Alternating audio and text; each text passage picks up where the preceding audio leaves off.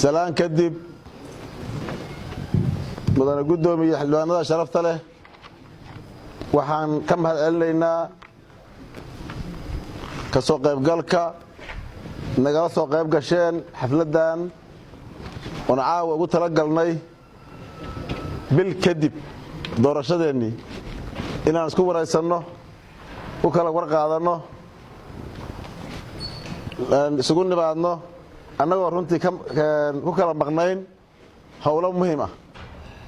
aad iyo aad baan kaga mahadcelinaynaa aqbalaadda aad si buuxda noo aqbasheen nagala soo qayb gasheen xafladda waxaan ka mahadcelinaynaa sidoo kale muddadii 2 bilood aheed baarlamaanku jiray howlihii aad iyo aad muhiimka u ahaa ee baarlamaanku ay qabteen runtii waxaa baarlamaanku u shaqeeyey si la dhihi karo way ka duwan tahay howlo badan oo la soo mari jiray muddo kooban tallaabooyinka la qaaday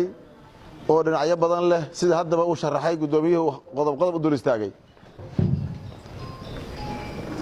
waxaan leenahay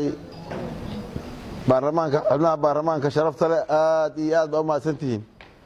baarlamaankii labaad ee galmudug runtii waxaan dhihi karnaa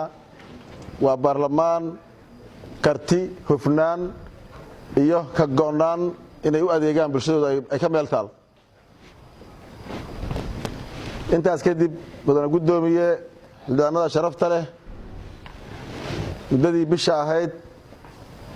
sidii aan hortiinnaba ka ballan qaadnay waxaan ka shaqaynaynay howlihii galmudug ugu muhiimsanaa kuwa horyaal oo ay ka mid ahayd dib u heshiisiinta isu doonidda isu jiidjiidka isqaadashada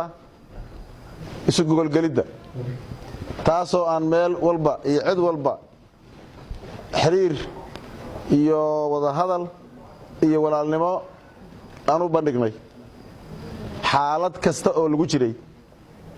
waxaan ku dhex wadnay ama xaalad kastoo jirtay waxaan ku dhex wadnay inaan mar walba muujinno wadajirka iyo wada hadalka iyo isu sabarka iyo isu tanasulka galmudug u baahan tahay waxaan rabaa halkaan inaan mar labaad shacabka galmudug meel walbay joogaan